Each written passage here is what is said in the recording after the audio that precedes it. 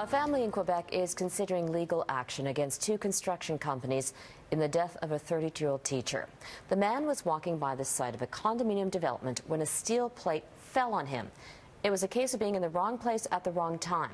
And this week, the province's Workplace Safety Board released its final report into the mistakes that led to his death. Mike Armstrong explains.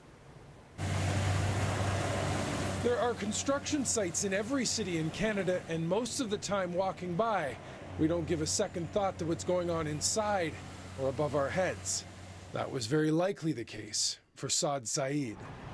The 32-year-old teacher was killed August 5th, crushed by a massive 3,000-kilogram steel plate. He was walking by a new condominium building on the sidewalk when the plate fell on him. Saeed's family was devastated. His father had to identify the body. I lost my son. The death also affected the community. At the funeral, many wanted to know what went wrong. We're still looking for answers to see what happened. Well, the answers are only coming now. The Workplace Safety Board, after a 6-month investigation, is blaming a lack of training. This is a video produced for the investigation.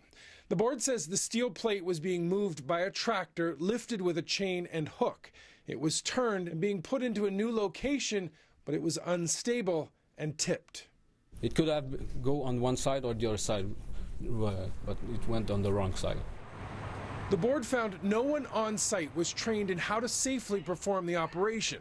The other big issue was the hook that was being used didn't have a safety latch, so the plate couldn't slide off. 2 companies were involved in the accident. Both will face fines. A first offense would mean $15,000 to $60,000. They can contest it. Saeed's family isn't speaking this week, still shocked by what happened. They have hired a lawyer and are considering a lawsuit. At the school where Saeed worked, teaching English, at least one of his friends hopes something happens for his relatives.